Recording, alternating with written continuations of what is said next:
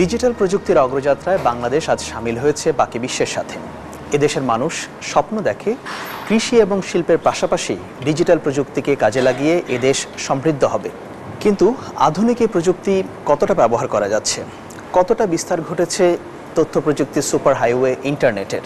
Digital মননের জনশক্তি কি তৈরি হচ্ছে, নাকি ডিজিটাল বাংলাদেশ এখনও স্বপ্নই রয়ে গেছে?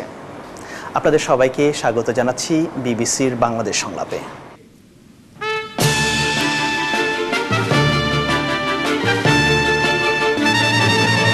আজ প্যানেলে আছেন তথ্য ও যোগাযোগ প্রযুক্তি বিষয়ক প্রতিমন্ত্রী জুনায়েদ আহমেদ পলক, বিএনপির কেন্দ্রীয় কমিটির সদস্য শামা ওবায়েদ, বেসিসের সাবেক সহসভাপতি এবং তথ্য প্রযুক্তি বিষয়ক প্রতিষ্ঠান ইউওয়াই সিস্টেমস লিমিটেডের প্রধান নির্বাহী ফারহানা রহমান এবং কলম্বো ভিত্তিক গবেষণা প্রতিষ্ঠান লার্ন এশিয়ার senior research fellow Abu Saeed খান।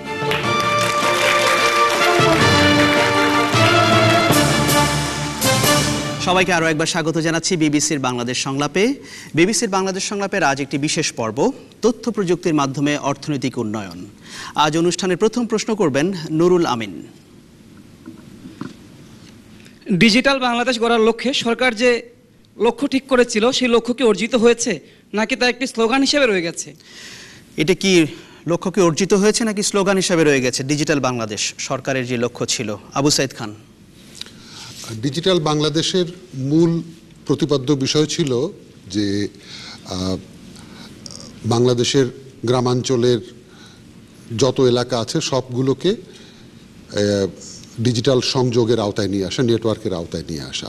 সেটা অনেক আগেই হয়ে গেছে, কিন্তু এরপর আমরা যেটা দেখেছি যে সরকার তথ্য প্রযুক্তির প্রেক্ষাপট থেকে মিনিমাম 1 Mbps কানেক্টিভিটিকে বললেন ব্রডব্যান্ড। সেই ব্রডব্যান্ড কতদিনের মধ্যে দেশের কত সংখ্যক জনসংখ্যা এটা ব্যবহার করবে সে বিষয়ে এখন পর্যন্ত কোনো লক্ষ্যমাত্রা নির্ধারিত হয়নি। অতএব সেদিক থেকে বলতে গেলে বলতে হয় যে ডিজিটাল বাংলাদেশ সত্যিকার অর্থে এখনো স্লোগানই রয়ে গেছে। এর মধ্যে আপনি যদি দুটি উদাহরণের কথা যদি বলেন, সবচেয়ে বড় অর্জন কোনগুলো ছিল গত 5 বছর 5.5 বছরে? সবচেয়ে বড় অর্জন আমি বলবো এই গত 5ই জানুয়ারি নির্বাচনের পর যে সরকার গঠিত হয়েছে সেই সরকার তথ্য প্রযুক্তি এবং টেলিযোগাযোগ এই দুটো মন্ত্রণালয়কে একত্রীভূত করেছেন। এটা সবচেয়ে বড় অর্জন, কারণ কৃত্রিমভাবে এই দুটো মন্ত্রণালয়কে আলাদা রাখা হয়েছিল, যা কিনা আমাদের জন্য অত্যন্ত ক্ষতিকারক ছিল। এটা একটা বিরাট প্রতিবন্ধকতা ছিল। সেটা তো পলিসির বিষয়। আপনি যে সাধারণ মানুষের দৃষ্টিকোণ থেকে চিন্তা করেন, তাহলে সাধারণ মানুষ কি পেল গত 5 বছরে? সবচেয়ে বড় দুটো বিষয় সাধারণ মানুষ যেটা পেয়েছে সেটা হচ্ছে সাশ্রয়ী মূল্যে কথা বলার সুযোগ। টেলিযোগাযোগ সংযোগ পাওয়া এখন গ্রামাঞ্চলে, প্রত্যন্ত অঞ্চলে অত্যন্ত সহজে সেটা পাওয়া যায়। ধন্যবাদ আপনাকে। ফারহানা রহমান, এটা কি স্লোগানই রয়ে গেছে? আবু সাইদ খান বলছেন যে খানিকটা স্লোগান এখনো এটা তার কাছে মনে হচ্ছে। ডিজিটাল বাংলাদেশ স্লোগান যদি আমি বলি তাহলে বোধহয় কিছুটা ভুল করা হবে। তবে ডিজিটাল বাংলাদেশ আইটি সেক্টরকে মানুষের সামনে নিয়ে এসেছে এই স্লোগানটা, কিন্তু এটার ভেতরে বোধহয় এখনো আমরা ঢুকতে পারিনি। যেটা আবু সাইদ ভাই বলেছেন যে কানেক্টিভিটির ক্ষেত্রে আমরা অনেকটাই সফল হয়েছি। আমরা সেক্টরগুলো অনেক ক্ষেত্রে আইডেন্টিফাই করতে পেরেছি, যেমন local software, outsourcing, freelancing, government অর্গানাইজেশনগুলোকে অটোমেশনের আন্ডারে নিয়ে আসা, তারপর ই কমার্স।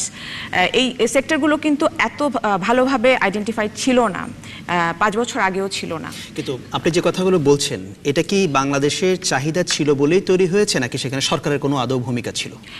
বাংলাদেশের চাহিদা, বাংলাদেশের ভেতর থেকে একটা চাহিদা ছিল, সরকার সেটাকে স্ট্রাকচার করার চেষ্টা করেছে। ধন্যবাদ আপনাকে। দেখি দর্শকদের কাছ থেকে একটু মতামত নেই। শুরুতেই আপনি তৃতীয় সারিতে। আমার একটা প্রশ্ন, যে গত 5 বছরে সরকার যে উদ্যোগ নিয়েছিল ডিজিটাল বাংলাদেশ করার, এর ফলে কি এই বিগত 5 বছরে সরকারের কাজের গতিশীলতা বৃদ্ধি পেয়েছে, স্বচ্ছতা আনয়ন হয়েছে এবং গভর্নমেন্টের সুশাসন প্রতিষ্ঠা হয়েছে কিনা? ধন্যবাদ আপনাকে। এটা আমরা পরে আসছি। জুনায়েদ আহমেদ পলক, আপনার কাছে প্রশ্নটি। পেছনের সারিতে আরেকজন হাত তুলেছেন। আমার প্রশ্ন জনাব আবু সাইদ স্যারের কাছে উনি বলল যে এই সরকারের সবচেয়ে বড় অবদান 2টি মন্ত্রণালয়কে এক করেছে, কিন্তু আমার জানা মতে জনপ্রশাসন মন্ত্রণালয় ছাড়া অন্য কোনো মন্ত্রণালয় এখনও গভর্নিং সিস্টেম বা ফাইল সিস্টেম চালু করা হয়নি। মানে আমার কথা হচ্ছে সবগুলা মন্ত্রণালয়কে যদি ফাইল সিস্টেমের আওতা আনা যেত তাহলে সরকার সবগুলোকে স্বচ্ছভাবে মনিটর করতে পারতো। এটা কি সরকারের ব্যর্থতা নয়? ধন্যবাদ আপনাকে। আবু সাইদ খান। না, আপনি যেটা বলছেন সেটা হচ্ছে সরকারের কর্মপদ্ধতিতে তথ্য প্রযুক্তির ব্যবহার। আমি যেটা বলেছি যে তথ্য প্রযুক্তি এবং টেলিযোগাযোগ এই দুটো বিষয় কিন্তু অঙ্গাঙ্গিভাবে জড়িত, কিন্তু দুটো আলাদা মন্ত্রণালয় থাকার কারণে বাংলাদেশে যে প্রত্যাশিত অগ্রগতি হওয়ার কথা ছিল সেটা হচ্ছিল না।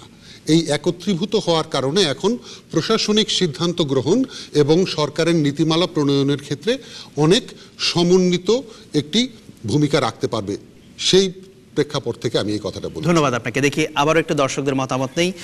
বা পাশে পেছনের দিকে টি শার্ট পরা আছে, আপনার কাছে কি মনে হচ্ছে এটা কি স্লোগান নাকি কিছু আসলে অর্জিত? আমার মনে হচ্ছে আসলে এটা এখনো স্লোগানই রয়ে গেছে, কারণ অ্যাকচুয়াল কোনো পরিবর্তন আমরা আসলে দেখছি না সাধারণ মানুষ হিসেবে। কোনো পরিবর্তনই দেখেন? আমি দেখছি না কোনো পরিবর্তন।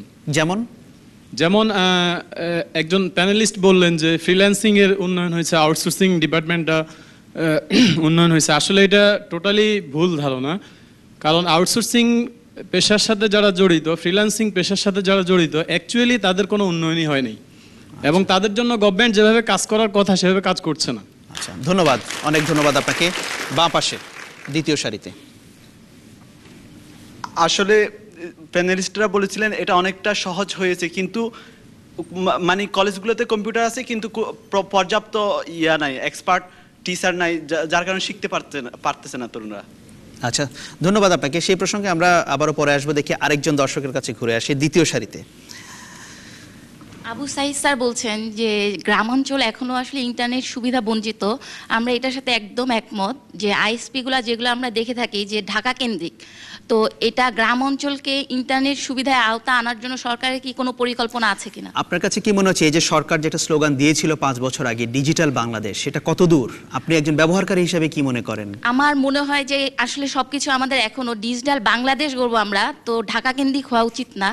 তো সেই ক্ষেত্রে আমাদের অগ্রগতি খুবই সামান্য। ধন্যবাদ আপনাকে। শামা ওবায়েদ, আপনারা এটাকে একটা পলিটিক্যাল স্লোগান হিসেবে অনেক দিন বলেছিলেন যে এটা একটা রাজনৈতিক স্লোগান, এখন কি বলবেন?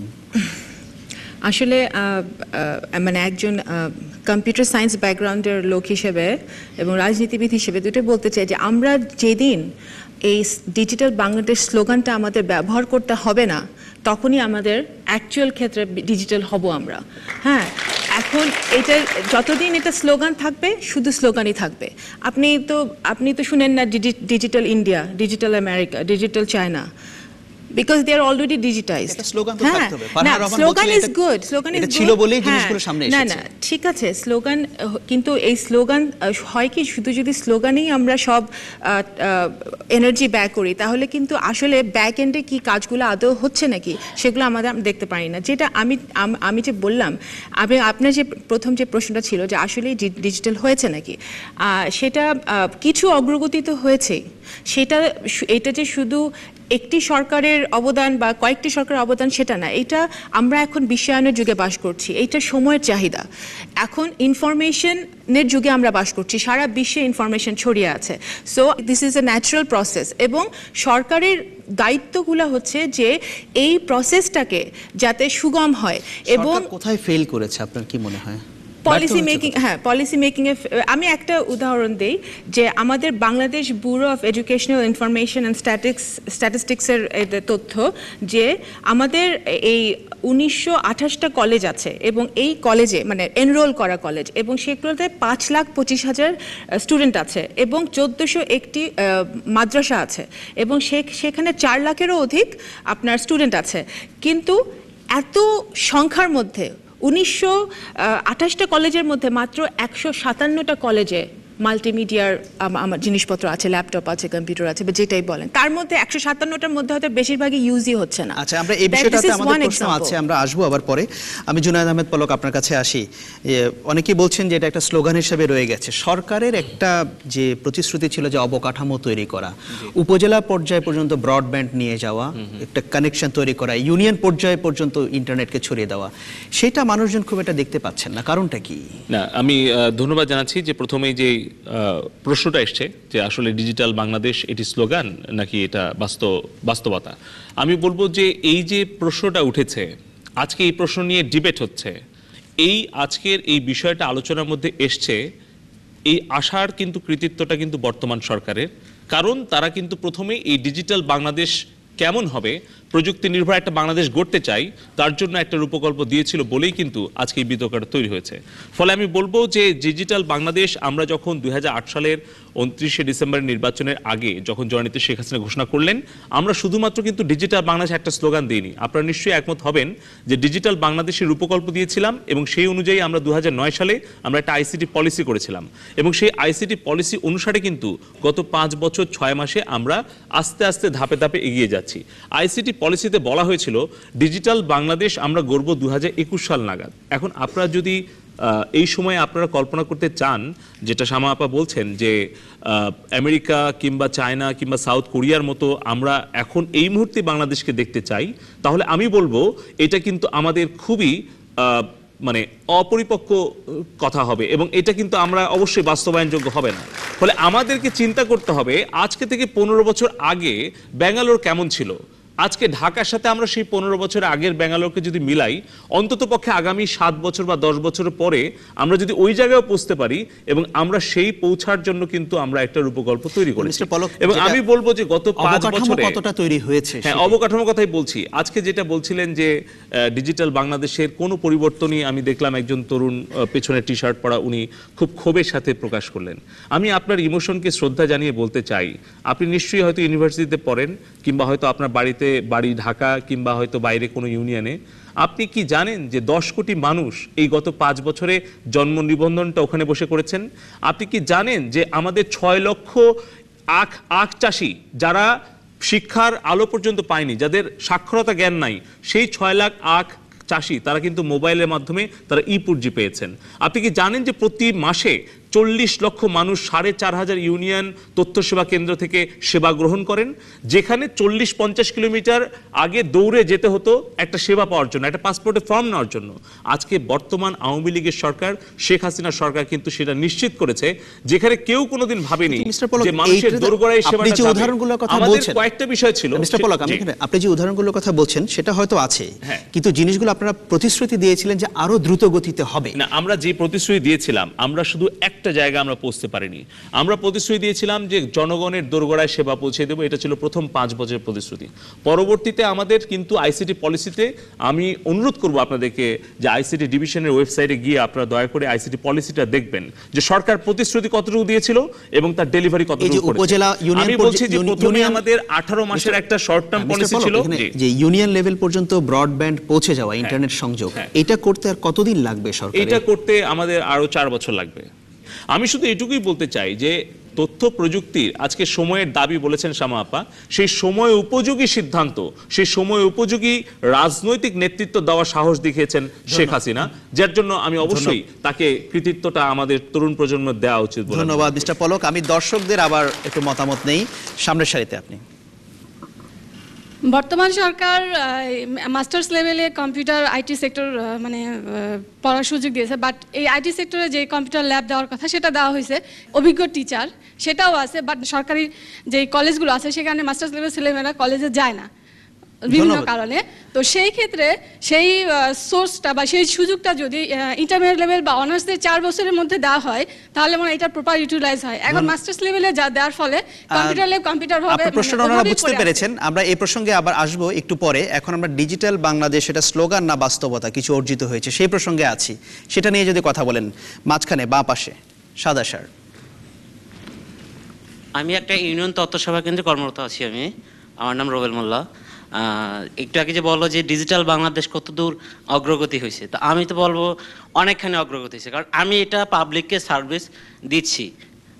দেখা গেছে কি আগে কলেজে অ্যাপ্লিকেশন করতে হলে অনেক দূর দূরান্তে যেতে হতো, এখন কিন্তু ইউনিয়ন পরিষদ তথ্য সেবা কেন্দ্রের মাধ্যমে কিন্তু আপনি এই সার্ভিসটা কিন্তু পাচ্ছেন আপনি খুব ইজিলি ভাবে। তাই কাইন্ডলি ওই ভাইয়াকে অথবা অন্যান্য আরোকে বলবো যে আপনারা একটু বিভিন্ন ইউনিয়ন তথ্য সেবা কেন্দ্রে যোগাযোগ করুন এবং দেখুন আমরা আসলে কি সার্ভিস দিচ্ছি এবং কি সরকার কি সার্ভিস দিচ্ছে। ধন্যবাদ। তারপর দেখুন ডিজিটাল বাংলাদেশ কত দূর আগাচ্ছে তা দেখুন আপনি। ধন্যবাদ আপনাকে, অসংখ্য ধন্যবাদ। আমি শ্রোতা দর্শকদেরকে এখানে জানিয়ে রাখি, বিবিসির বাংলাদেশ সংলাপের উত্থাপিত বিষয়গুলো নিয়ে আপনারা আরও বিস্তারিত মতামত দিতে চাইলে আপনি বিবিসি বাংলার ওয়েবসাইটে গিয়ে bbcbangla.com এখানে আপনার মতামত দিতে পারবেন। আর আপনারা যারা ফেসবুক ব্যবহার করছেন, ফেসবুকে বিবিসি বাংলা সামাজিক ফোরামে আপনার মতামত দেবার সুযোগ আছে। এবারে পরের প্রশ্নে যাচ্ছি। পরের প্রশ্ন করবেন মোহাম্মদ আতিকুর রহমান আহাদ। এশিয়ার অনেক দেশ, বিশেষ করে ভারত, তার অর্থনৈতিক অগ্রগতিতে বেশ সাফল্যের সঙ্গে ডিজিটাল প্রযুক্তিকে কাজে লাগিয়েছে আমরা দেখতে পাই, কিন্তু বাংলাদেশ কি সেই তুলনায় ডিজিটাল প্রযুক্তিকে কাজে লাগাতে পারছে এবং কি করণীয় আমাদের? ধন্যবাদ আপনাকে। বাংলাদেশ কি ভারতের মতো ডিজিটাল প্রযুক্তিকে কাজে লাগাতে পারছে ব্যবসা বাণিজ্যের ক্ষেত্রে? ফারহানা রহমান। আমি আমার আগের বক্তব্যে একটু যেতে চাই। আমি বলেছি জিনিসগুলো সামনে এসেছে, এখন পর্যন্ত আমরা ভিতরে ঢুকতে পারিনি। তার কারণ হচ্ছে যে আমরা অনেকগুলো আইসিটি পলিসির কথা বলা হয়েছে, আমাদের পলিসি আছে কিন্তু পলিসির ইমপ্লিমেন্টেশনটা আমরা ঠিকমতো করতে পারিনি এখনও, যার জন্য যেটা রিকোয়ারমেন্ট থেকে উঠে এসেছে, যেমন ফ্রিল্যান্সিং অথবা সফটওয়্যার কোম্পানিগুলো যেভাবে কাজ করছে, সেই জিনিসটা যত ভালোভাবে হওয়া কথা ছিল এখন আমরা সেটা দেখতে পাচ্ছি না, কারণ ইমপ্লিমেন্টেশনটা ভাবে নেই। ডিজিটাল প্রযুক্তি ব্যবহার করছি কিনা সেই প্রশ্নে ওই ইন্ডিয়ার তুলনায় আমরা ওইভাবে করতে পারছি না, কিন্তু আমরা কিন্তু গত 10 বছর পিছনে যদি দেখি, যখন আমাদের কানেক্টিভিটি এত ভালো ছিল না, আজকে আমরা কিন্তু একটা ভালো কানেক্টিভিটির ভিতরে আছি। এটা আমি অ্যাটলিস্ট মানে কেন ভারত যেটা পারছে, একই রকমের জনশক্তি, একই রকমের দেশ, ভারত পারছে আমরা পারছি না কেন? আবার আমি বলছি যে আমরা ইমপ্লিমেন্টেশন করতে পারছি না। যেমন আমরা কিছু ট্রেনিং হয়তো সরকার এখন দিচ্ছে, কিন্তু সেই ট্রেনিংগুলো যথেষ্ট পরিমাণে হচ্ছে না, বা যেইভাবে করা দরকার ছিল, যেই স্ট্যান্ডার্ডে এই ট্রেনিংগুলো হওয়া দরকার ছিল, সেগুলো হচ্ছে না। সেটা একটা ব্যাপার। আরেকটা হচ্ছে যে সরকারের ভিতরেই কিছু ব্যবহার না করার, তথ্য প্রযুক্তি ব্যবহার না করার কিছু প্রবণতা রয়ে গেছে এখনো, যেটা কিনা স্লোগান হিসেবেই রয়ে গেছে, ব্যাপারটা ওইখান থেকেই আসছে। ধন্যবাদ আপনাকে। আবু সাইদ খান, ভারত যেটা পারছে বাংলাদেশ পারছে না কেন, বা কতটা পারছে? আমি এই সরাসরি তুলনাতে যাওয়ার আগে একটা কথা বলি। ডিজিটাল সাফল্যের মূল পূর্বশর্ত হচ্ছে ডিজিটাল অবকাঠামো। ভারতে দেশব্যাপী ডিজিটাল অবকাঠামো নির্মাণে সরকার যে বিনিয়োগ বান্ধব নীতিমালা প্রণয়ন করেছেন, আমরা যদি সে ধরনের বিনিয়োগ বান্ধব নীতিমালা প্রণয়ন করতে পারি তাহলে আমাদের সাফল্য কেউ ঠেকাতে পারবে না। আবু সাইদ খান, এখানে একটি বিষয়, আপনি যদি এই আইসিটির বিজনেস সাইডটা দেখেন, বাংলাদেশে একসময় বলা হতো যে গার্মেন্টসের পর এটাই হবে হয়তো একটা গতিশীল খাত, অনেক শিক্ষিত তরুণ তরুণীরা সেখানে চাকরি করবে, কাজ করবে।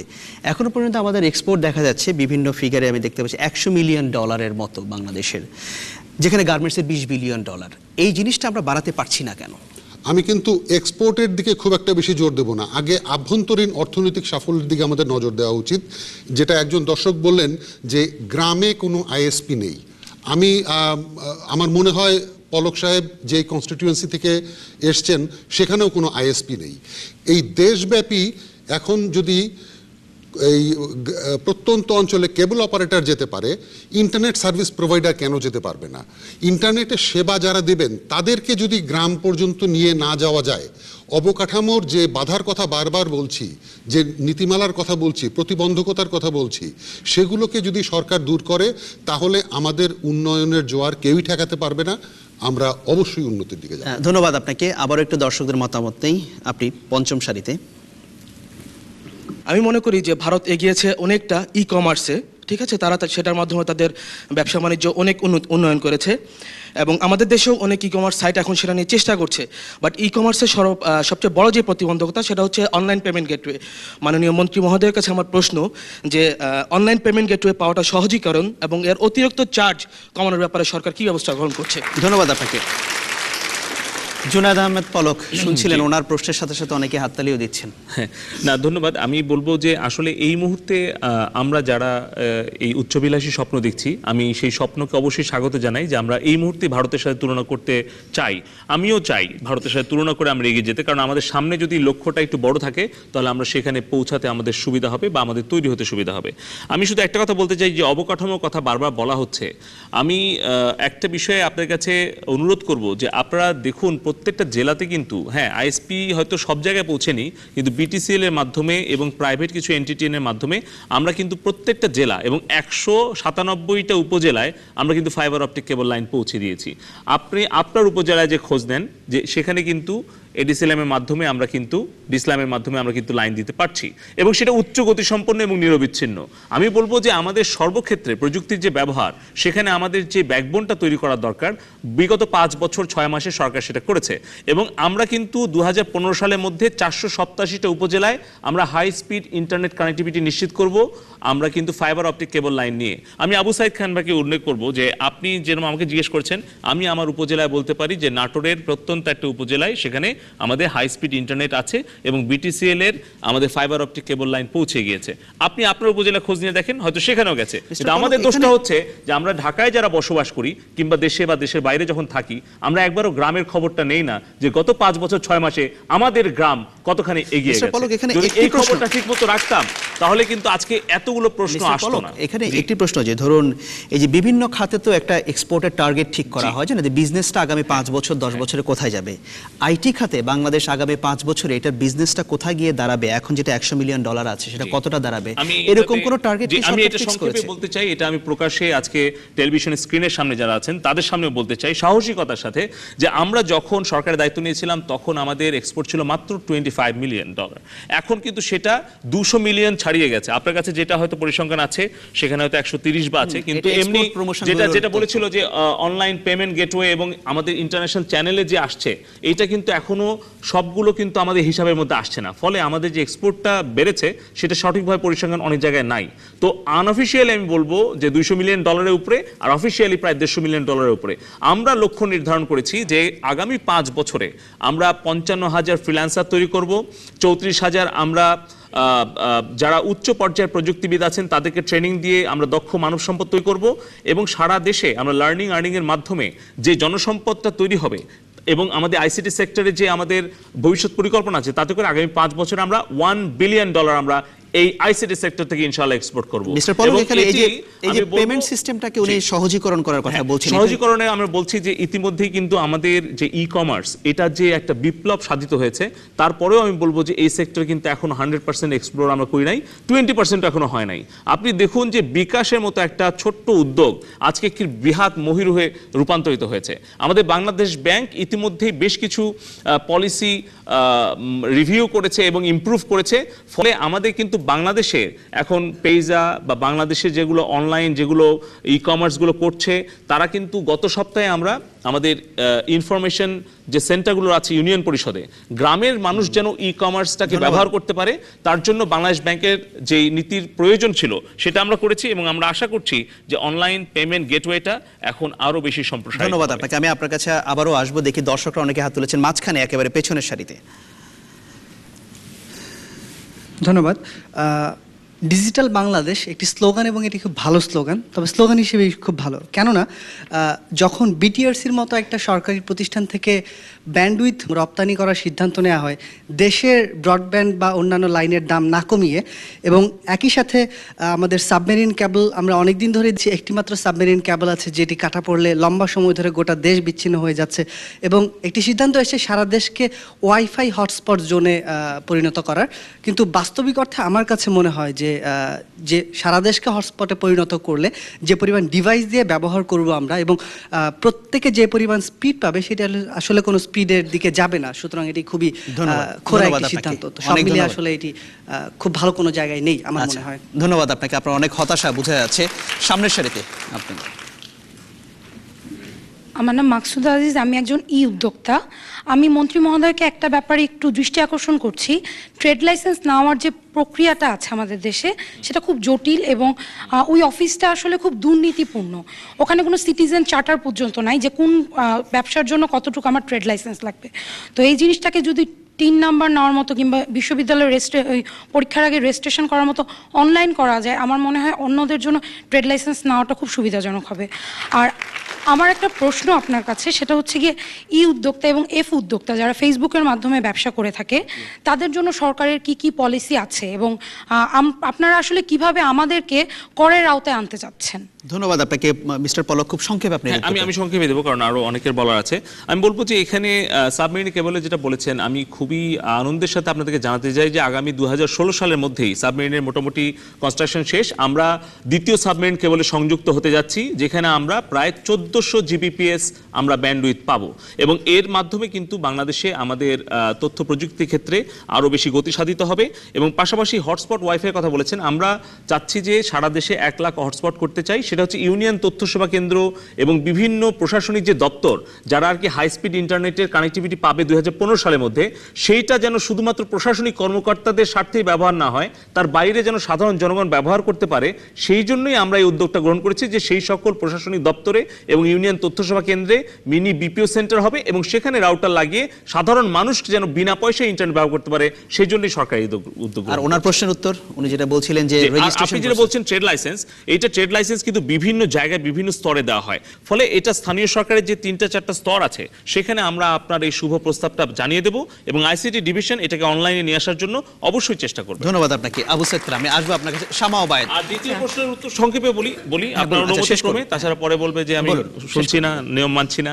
আচ্ছা, ই কমার্সে যারা উদ্যোক্তা এবং মানে ফেসবুকিং এ যারা করছে, আমি গত সপ্তাহে আমরা ফেসবুকের সাথে একটা খুব ফলপ্রসূ বৈঠক হয়েছে। জুলাইতে ফেসবুকে একটা টিম আসবে পলিসি লেভেলে, তারা আশা করছি যে বাংলায় কিছু একটা অ্যাপস আনার জন্য এবং ফেসবুকিং এর মাধ্যমে যারা আর কি মানে কমার্স করছে এবং বিভিন্ন ট্রেডিং করছে তাদের জন্য আমরা এখানে একটা সাপোর্ট সেন্টার করার জন্য চেষ্টা করছি।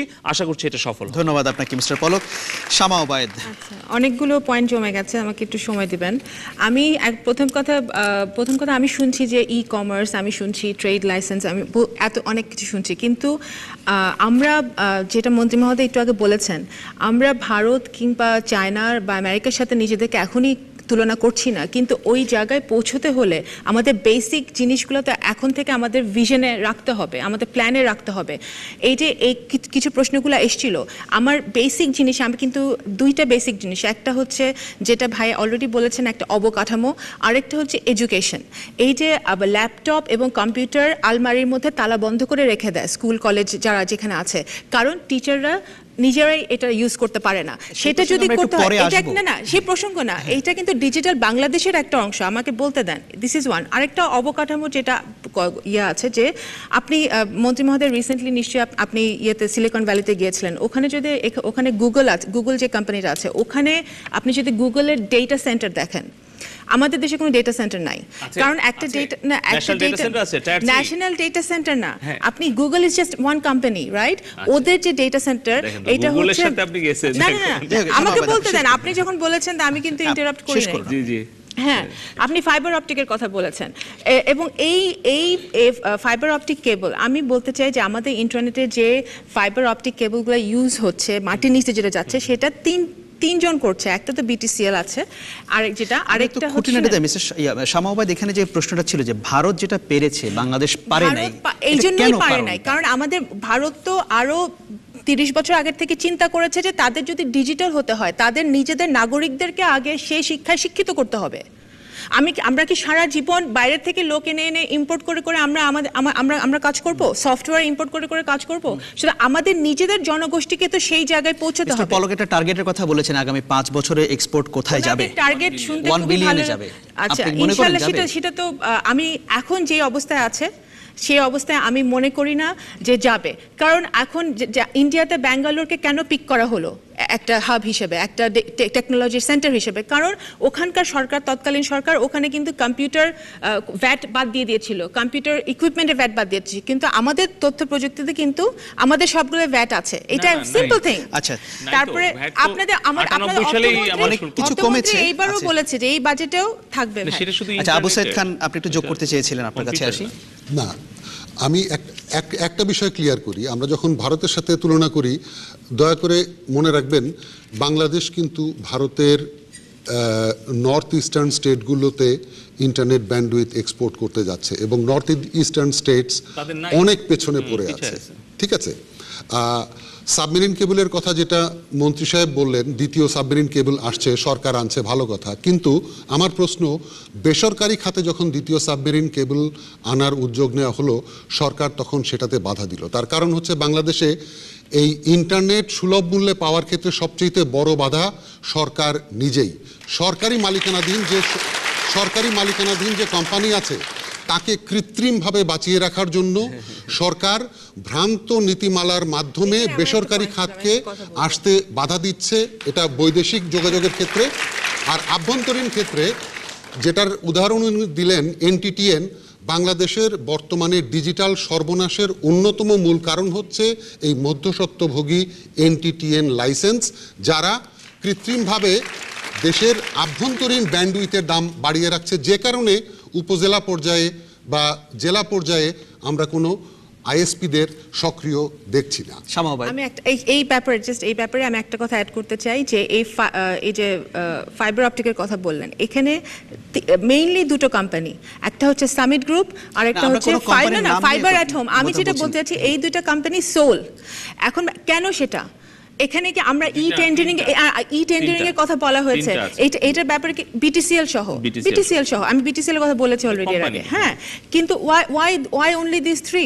কেন আমরা এটা ওপেন করে দিচ্ছি না? ই টেন্ডারিং যে কথা বলি আমরা, না, ই টেন্ডার আপনারা শুধু মুখে, মানে আওয়ামী লীগ সরকারের যে স্বভাব, আপনারা শুধু মুখে যদি আপনি ই টেন্ডারিং বলেন তাহলে তো হবে না। কয়জন লোক ওপেন টেন্ডার করে, আজকে এখানে যে দর্শক বসে আছে, কয়টা লোক জাস্ট কমন একজন জনগণ টেন্ডার করে সে পাবে? সমাবাদ, অসংখ্য ধন্যবাদ। আমি শ্রোতা দর্শকদের এখানে জানিয়ে রাখি, বিবিসির বাংলাদেশ সংলাপের আগামী অনুষ্ঠানগুলোতে আপনারা অংশ নিতে চাইলে আপনি টেলিফোন অথবা SMS করতে পারেন 01-752-777-222 এই নম্বরটিতে। এছাড়া আপনি ইমেইলও করতে পারেন, ইমেইল করার ঠিকানা সংলাপ@bbc.co.uk। পরের প্রশ্নে যাচ্ছি। পরের প্রশ্ন করবেন নাফিসা মোরসালিন। বাংলাদেশের শিক্ষা প্রতিষ্ঠানে যেভাবে ইন্টারনেট সহ তথ্য প্রযুক্তি সেবা দেওয়া হয়, তাতে করে কি বলা যায় শিক্ষার্থীদের ডিজিটাল মাইন্ডেড হিসেবে গড়ে তোলার লক্ষ্যে যথেষ্ট পদক্ষেপ নেওয়া হয়েছে? ধন্যবাদ। যেভাবে তথ্য প্রযুক্তি ব্যবহার করা হচ্ছে, সেটা কি ডিজিটাল মাইন্ডেড হিসেবে গড়ে তোলার যথেষ্ট পদক্ষেপ নেওয়া হচ্ছে? শামাওয়াত, আপনি কিছুটা বলতে চেয়েছিলেন আগের প্রশ্নে আর কি, ডিজিটাল মাইন্ডেড হিসেবে শিক্ষার্থীরা গড়ে হচ্ছে না। দেখুন, আমাদের সারা ঢাকা তো অল্প ছোট একটা জায়গা, সারা বাংলাদেশে যদি আমাদের ছেলেমেয়েদেরকে যদি এই টেকনোলজির ব্যাপারে শিক্ষিত করতে হয়, তাহলে এই আমরা যদি মাল্টিমিডিয়া জিনিসপত্র তাদেরকে যতই দেই, তারা যদি এটা ইউজ করতে না পারে, বা তাদেরকে ট্রেন করার জন্য যারা টিচার থাকবে তারা যদি সেই শিক্ষায় শিক্ষিত না হয়, তাহলে তো সম্ভব না। আমাদের বহু প্রাইভেট ইউনিভার্সিটি ব্যাঙের ছাতার মতো গজিয়েছে সারা বাংলাদেশে। এদের কম্পিউটার সায়েন্স কারিকুলাম বা IT কারিকুলাম কি আছে, সেটা কি কেউ রেগুলেট করছে বা কেউ দেখছে? আসলেই তারা অ্যাকচুয়ালি যারা এই পাশ করে বেরোচ্ছে, তারা আসলেই কতটুক শিখছে কম্পিউটার সায়েন্স বা কম্পিউটার ইঞ্জিনিয়ারিংয়ের ব্যাপারে? সেগুলো কিন্তু রেগুলেশন কোনো কিছু নাই। So that's very important. আরেকটা ব্যাপার হচ্ছে, ওনারা বলেছে যে শেখ হাসিনা সরকারের কৃতিত্ব, কিন্তু এইটা ডিজিটাল বাংলাদেশ স্লোগান হিসেবে হতো না, কিন্তু 2001 সালের যখন অন্য সরকার ছিলেন, বিএনপি গভর্নমেন্ট ছিল, তখন কিন্তু 2005 সালে বিএনপি সাবমেরিন কেবল এনেছিল, কিন্তু সেটা কথা না। আমি যেটা বলতে চাচ্ছি যে আজকে আমি যেটা বলতে চাই যে আজকে যদি আমাদের এই যে স্কুল কলেজে ল্যাপটপ কম্পিউটার দেওয়ার যে প্রজেক্ট, এটা 302,000 কোটি প্রজেক্ট, হ্যাঁ, কিন্তু আমরা বন্ধ করে রেখে দিচ্ছি কম্পিউটারগুলা সুন্দর করে। এবং আমাদের সবচেয়ে বড় কথা, একটা সিম্পল কথা, আপনি ইন্ডিয়ার সাথে তুলনা করলাম তো, কেন ইন্ডিয়া পারে আমরা পারি না? একটা সিম্পল কোয়েশ্চেন, আমাদের সরকারি কর্মকর্তার কয়জনের ইমেল অ্যাড্রেস আছে এবং তারা নিজেরা সেটা চেক করেন? ধন্যবাদ আবু সাইদ খান। আরে সরকারি কর্মকর্তা পারবেন আপনি তো আইসিটি মিনিস্টার, আপনার থাকাই উচিত, কিন্তু কয়জন মন্ত্রীর ইমেল অ্যাড্রেস আছে আমি সেটা জানতে চাই। ধন্যবাদ আবু সাইদ খান। ডিজিটাল মাইন্ডেড হিসেবে গড়ে উঠছে কিনা উনি এটা বলছেন, যথেষ্ট পদক্ষেপ নেওয়া হচ্ছে কিনা? না, এখানে দর্শকদের কাছ থেকেও বারবার এসছে একটা কথা যে শিক্ষক তৈরি করতে হবে সবার প্রথমে। আমি মনে করি বাংলাদেশের মতো একটা দরিদ্র দেশে সবার আগে এই ডিজিটাল বিনিয়োগ করা উচিত শিক্ষা ব্যবস্থার ব্যবস্থাপনার মধ্যে। একজন শিক্ষক তিনি কি সময় মতো তার বেতন পাচ্ছেন, তিনি কি সময় মতো তার পেনশন পাচ্ছেন?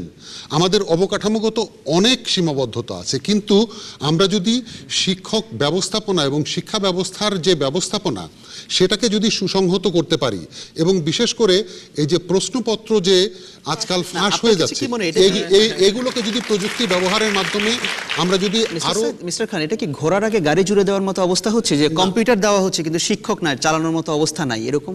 না, কম্পিউটার দেওয়া না দেওয়াটা কিন্তু একটা প্রশাসনিক সিদ্ধান্ত, কিন্তু শিক্ষা ব্যবস্থার যে ব্যবস্থাপনা, শিক্ষকদেরকে শিক্ষিত করে তোলা। শামাওয়াবাদ বলছেন যেগুলো তালাবদ্ধ থাকে। না, তালাবদ্ধ।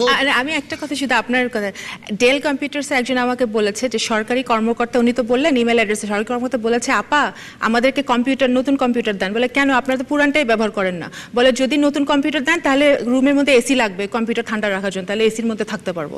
আর পুরান কম্পিউটার। আমি একটু দর্শকদের মতামত, এই হচ্ছে আমাদের ডিজিটাল বাংলাদেশ। ধন্যবাদ আপনাকে। আমি একটু দর্শকদের কাছে যে মাঝখানে আপনি বাম পাশে। আমি নিজে একজন গেম ডেভেলপার। আমি যে টেকনোলজিগুলো নিয়ে কাজ করি সেগুলো পুরোপুরি অ্যাডভান্স টেকনোলজি, এবং আমাদের দেশ থেকে বা আমাদের আশেপাশে থেকে এই জাতীয় কোনো সাহায্য আমরা পাচ্ছি না। এবং আমার মতে আরও অনেক ভাই আছেন যারা এরকম টেকনোলজি নিয়ে কাজ করেন। তো সরকার প্রাইমারি স্কুলে কম্পিউটার দিচ্ছেন, খুবই ভালো, কিন্তু আমাদের মতো যারা কাজ করছেন ভার্সিটি লেভেল থেকে আমরা ওরকম সাহায্য পাই নাই।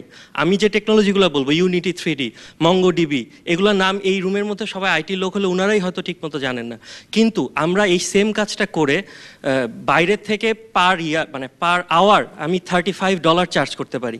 তো এরকম হাই ইনকাম করা পসিবল।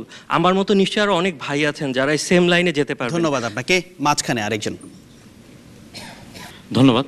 আমরা ইনফ্রাস্ট্রাকচারের কথা বলছি, আমরা বলছি যে সাবমেরিন ক্যাবল রিডান্ডেন্সি নিয়ে, কিন্তু আমাদের লোকাল যে আইএসপিগুলো আছে, লোকাল যে রিডান্ডেন্সির যে ইনফ্রাস্ট্রাকচার আছে ঢাকা শহরে, আমরা যে ছোট ছোট যে ডেটা সেন্টারগুলো করে রেখেছি, সেটা যে ওভারহেড ক্যাবল আছে এবং হচ্ছে যে আন্ডার মাটি নিচ দিয়ে যে কেবলগুলো দেওয়া হচ্ছে, এই কেবলগুলো আছে, এই কেবলগুলো দেখা যায় যে সরকারি বিভিন্ন মন্ত্রণালয় বিভিন্ন সময়ে তারা, সেটা তো একটা বিষয়। আমরা এগুলো তো এখানে মূল একটা প্রশ্ন ছিল, আপনারা যদি প্রসঙ্গে কথা বলেন যে শিক্ষা প্রতিষ্ঠানগুলোতে যেভাবে তথ্য প্রযুক্তি দেওয়া হচ্ছে বা শেখানো হচ্ছে, শিক্ষার্থীরা কি ডিজিটাল মাইন্ডেড হিসেবে গড়ে উঠছে? যথেষ্ট পদক্ষেপ নেওয়া হচ্ছে? যথেষ্ট পদক্ষেপ আমাদের মনে হচ্ছে না যে যথেষ্ট পদক্ষেপ নেওয়া হচ্ছে। আমাদের শুরু হয়েছে, বাট এখন পর্যন্ত আমরা যে জায়গাটায় পৌঁছাতে যাচ্ছি সেই জায়গাটা যেতে পারছি না, এবং সেটার একটা কারণ হচ্ছে আমার মনে হয় যে ইনফ্রাস্ট্রাকচার ডেভেলপমেন্ট। ধন্যবাদ। পেছনের দিকে আরেকজন মহিলা যিনি হাত তুলেছেন। আমি এই প্রসঙ্গে বলতে চাই, আমরা লক্ষ্য করব যে আমাদের অনেকগুলো পাবলিক বিশ্ববিদ্যালয়ে ইন্টারনেটের সংযোগ দেওয়া হচ্ছে বা ফ্রি ওয়াইফাই দেওয়া হচ্ছে, কিন্তু সেগুলো আসলে কতটা হাই স্পিডি, বা আমরা যারা এ ধরনের গেম ডেভেলপাররা আছি, আমাদেরকে প্রতি মুহূর্তে আমাদেরকে বাইরের যেই বায়াররা আছেন বা যারা আছেন ওদের সাথে কানেক্ট থাকতে হয়। তো কতটা হাই স্পিডি সেই বিষয়ে আমি একটু প্যানেলিস্টের কাছে, আপনার কি মনে হচ্ছে? আমরা সবসময় সমান পরিমাণে স্পিড পাচ্ছি না, বা যেটুকু আমাদের প্রয়োজন সেটুকু পাচ্ছি না। আচ্ছা, ধন্যবাদ আপনাকে। জুনায়েদ আহমেদ পলক, যে ইন্টারনেটের গতি নিয়ে একটা কথা উঠেছে। হ্যাঁ জি, ইন্টারনেটের গতি বলুন আর প্রযুক্তির গতি বলুন, এটা বোঝার জন্য, জানার জন্য যে আগ্রহ এবং যেই ন্যূনতম ধারণার প্রয়োজন, সেটা সরকার বা সরকারের যারা শীর্ষ পর্যায়ে থাকে, পলিসি মেকার, তাদের জানা দরকার। না জানলে কি হয় তার প্রমাণ কিন্তু আমরা বিগত এক সরকারের সময় পেয়েছি, যেই সরকারের শীর্ষ পর্যায়ের সরকার পরিচালনার যারা শীর্ষ পর্যায়ে ছিলেন, তারা সাবমেরিন কেবল এবং সাবমেরিন যুদ্ধ জাহাজের মধ্যে হয়তো পার্থক্য বুঝতেন না, তাই নিরাপত্তার ভয়ে সেই সময় বিনা পয়সায় সাবমেরিন কেবল আমরা নেই নাই। তো এই ধরনের একটা পলিসি মেকিং পর্যায়ে সরকার প্রধানদের যদি সময় উপযোগী নেতৃত্ব না থাকে, তাহলে কি পরিমাণ পিছিয়ে যেতে পারে একটা দেশ, তার কিন্তু আমরা ভুক্ত। আর শিক্ষা প্রতিষ্ঠানে আসতে চাই, অনেকেই বলেছেন যে সরকার শুরু করেছে কিন্তু যথাযথভাবে আগায়নি। আমি আপনাদের অভিযোগকে আমি সম্মান রেখে এইটুকু বলতে পারি যে 2009 থেকে যদি আমরা শুরু করতে না পারতাম তাহলে আজকে আমরা কোথায় থাকতাম। আজকে এই মুহূর্তে আমরা যেগুলো স্বপ্ন দেখছি, কল্পনা করছি, গেম ডেভেলপাররা আজকে হাই স্পিড ইন্টারনেট কানেক্টিভিটির কথা বলছেন, স্বল্প মূল্যে ব্যান্ডউইথের কথা বলছেন। 2009 সালে ব্যান্ডউইথের দাম ছিল 70,000 টাকা পার এমবিপিএস, আজকে সেটা কমিয়ে এনেছেন শেখ হাসিনা 2,800 টাকা। এটা কি আমরা অপরাধ করেছি? এটা কি আমরা কিছুই ভালো করিনি? আজকে চিন্তা করে দেখেন, বলা হচ্ছে জেলা পর্যায়ে। আমি তো এরকম জানি যে আমাদের ঢাকায় বসে যারা ফ্রিল্যান্সিং করতো এরকম অনেকেই আজকে জেলায় চলে গেছেন, কারণ জেলাতে আজকে ওয়াইম্যাক্স আছে, 3G কানেকশন আছে, আজকে ফাইবার অপটিক কেবল লাইন আছে। এই যে তিনটা মনে করেন যে কানেক্টিভিটি আছে, ফলে কিন্তু আজকে ঢাকায় না বসে বাড়িতে বসে তারা আমি শুধু একটা শেষ কথা বলতে চাই। এখানে আপনারা বলেছেন আমরা 3,500 কম্পিউটার ল্যাব করেছি হাই স্কুল এবং কলেজে, আমরা 23,500 মাল্টিমিডিয়া ক্লাসরুম করেছি হাই স্কুল কলেজে মাত্র 5 বছরের ব্যবধানে। আপনি বলেন যে এই আওয়ামী লীগের সরকারের 5 বছরে যা করেছি বিগত 20 বছরে তা কেউ করেছে কিনা? যদি না করে থাকে তাহলে অবশ্যই আমরা ক্রেডিট। ধন্যবাদ আপনাকে। ধন্যবাদ ফারহানা রহমান। আপনারা তো এই খাতের ব্যবসার সঙ্গে জড়িত আছেন, আপনারা কি যথেষ্ট রকমের দক্ষ জনশক্তি পাচ্ছেন তথ্য প্রযুক্তি খাতে? আমি আলোচনাটা এই জায়গা থেকে শুরু করতে চাই।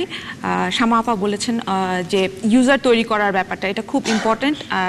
ইউজার যদি না থাকে তাহলে আসলে অনেক কিছু তৈরি করেও লাভ নেই, নাম্বার 1।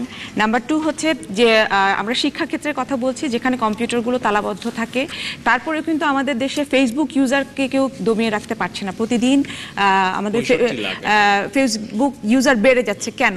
আমাদের এই জায়গাটাতে একটা জিনিস আছে যে আমরা কন্টেন্ট ডেভেলপমেন্টের ব্যাপারে কিন্তু কোনো ধরনের ইনভেস্টমেন্ট দেখতে পাচ্ছি না।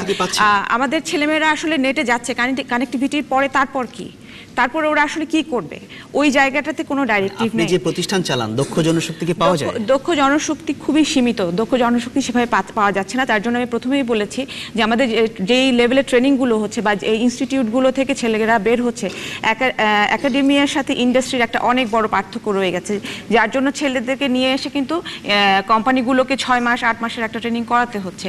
যারা গেম ডেভেলপমেন্টের কথা বলছেন ওনারা কিন্তু নিজেরাই নিজেদেরকে অনেকখানি প্রশিক্ষিত করছেন ইন্টারনেটের সুবিধাটা নিয়ে, কিন্তু অনেকেই করতে পারছেন না।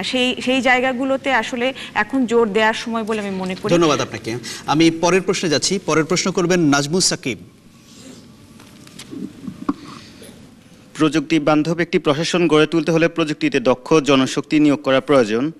সরকারের কি উচিত তথ্য প্রযুক্তিতে দক্ষতা নেই এমন জনশক্তি নিয়োগ বন্ধ করে দেওয়া? ধন্যবাদ আপনাকে। আবু সাইদ খান। তথ্য প্রযুক্তিতে দক্ষ নন এমন নিয়োগ বন্ধ করা উচিত কিনা তার আগে চিন্তা করা দরকার তথ্য প্রযুক্তিতে দক্ষ নন এমন জনপ্রতিনিধি নির্বাচিত করা উচিত কিনা।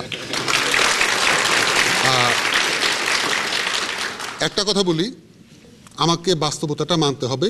তথ্য প্রযুক্তিতে আরও শিক্ষিত করে তোলার ব্যবস্থা জনপ্রশাসন ইনস্টিটিউটে যাতে অন্তর্ভুক্ত করা হয় সেদিকে নজর দিতে হবে। জনপ্রতিনিধিদের এবং জনপ্রশাসনের সাথে যারা জড়িত তাদেরকে এ বিষয়ে আরও প্রশিক্ষিত করে তোলা প্রয়োজন। শামা ওবায়েদ। অবশ্যই সেটা তো কোনো সেক্টরেই উচিত না, যে যেই কাজে পারদর্শী তাকেই সেটা করা উচিত। এবং যেটা মন্ত্রী মহোদয় সাহেব বললেন যে উনি কত হাজার কম্পিউটার ল্যাব দিয়েছেন, উনি একটা কম্পিউটার ল্যাবে গিয়ে কি দেখেছেন? পুরনো প্রসঙ্গে বারবার যাচ্ছেন। এই প্রসঙ্গটা উনি যে প্রশ্নটা করেছেন যে কম্পিউটার ল্যাবগুলোর কাজ ওখানে এখানে না না পত্রিকায় এসে এই সপ্তাহে পত্রিকায় করা যায়, এটাকে কি এখন প্রশিক্ষিত করা যায়? সরকারি যে জনবল আছে সেখানে অবশ্যই করা যাবে, কিন্তু প্রশিক্ষণটা তো শুরু করতে হবে। প্রশিক্ষণ তো শুরু করা যাচ্ছে না, কারণ আপনি বারবার বলছেন যে পুরনো কথা যাবেন না, কিন্তু আমি বলতে চাই ব্যান্ডউইথের দাম বেশি বিকজ এখানে দুর্নীতি ইনভলভড। দুর্নীতি আছে দেখে আজকে আমাদের ট্যাক্সের পয়সায় আমাদের এখন এগুলো করতে হচ্ছে। ফারহানা রহমান, আপনার কি মনে হয় যে তথ্য প্রযুক্তির দক্ষতা নেই এমন কি জনশক্তি নিয়োগ বন্ধ করে দেওয়া দরকার?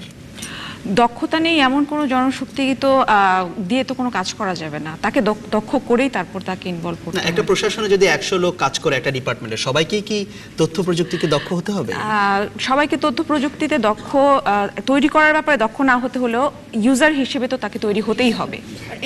এক্সপার্টস তো থাকতে হবে। হ্যাঁ, আমি একেবারেই নাজমুলের সাথে একমত, অবশ্যই একমত। কারণ আমরা দেখুন যে আমাদের সরকারের প্রশাসনিক ই গভর্নেন্স আমাদের একটা প্রজেক্ট আছে, নেস একটা প্রজেক্ট আছে, যার মাধ্যমে আমাদের প্রধানমন্ত্রী প্রধানমন্ত্রীর দপ্তরের HY এবং ICT ডিভিশন প্রত্যেকটা কর্মকর্তাকে, প্রত্যেকটা ডিভিশন, প্রত্যেকটা মিনিস্ট্রি আমরা কিন্তু প্রশিক্ষণ দিচ্ছি প্রতিনিয়ত। এত প্রশিক্ষণ দেওয়ার পরেও যেটা আর কি অভিযোগ করলেন শ্যামা আপা শিক্ষকদেরকে, আমাদের 30,000 নিবন্ধিত শিক্ষক আছে। আপনি যদি এক্ষুনি ইন্টারনেটে যান, আপনি যদি শিক্ষক বাতায়নে আপনি সার্চ দেন, আপনি আশ্চর্য হয়ে যাবেন যে তারা নিজেরা কন্টেন্ট তৈরি করছে, নিজেরা শেয়ার করছে, ভোটিং করছে। আমরা যেটা চাচ্ছি যে হ্যাঁ, যেরকম BCS এ বাংলা ইংরেজি সাধারণ জ্ঞান দিতে হয় না, ঠিক এরকম একটা আলোচনা চলছে PSCর সাথে যে ICT একটা সাবজেক্টকে যেন একটা ন্যূনতম একটা দক্ষতা নিয়ে তারা যেন মিনিমাম একটা নলেজ নিয়ে প্রবেশ করে। আপনার এই প্রস্তাবটা কিন্তু সরকারের শীর্ষ মহলে আলোচনা চলছে। আমি বলবো না যে সরকার সবসময় যে ঠিক কাজ করবে তা না, কিন্তু আপনাদের জনগণের মতামতের প্রতিফলন ঘটাবে, সেটাই তো গণতান্ত্রিক সরকার। আমরা তাই হতে চাই। ধন্যবাদ মিস্টার পলক আপনাকে। ধন্যবাদ রইল প্যানেলে বাকি তিনজনকেও আমি ধন্যবাদ জানাচ্ছি। আপনারা দর্শক হিসেবে যারা প্রশ্ন করেছেন, মতামত দিয়েছেন, আপনাদেরকেও ধন্যবাদ রইল। বিয়াম ফাউন্ডেশন এবং চ্যানেল আই এর জন্য। বিবিসির বাংলাদেশ সংলাপের আগামী অনুষ্ঠানটি হবে টাঙ্গাইলে। আশা করছি বরাবরের মতো সেই অনুষ্ঠানটি আপনারা দেখবেন, সেই আশা রেখে আজ এখানে বিদায় নিচ্ছি।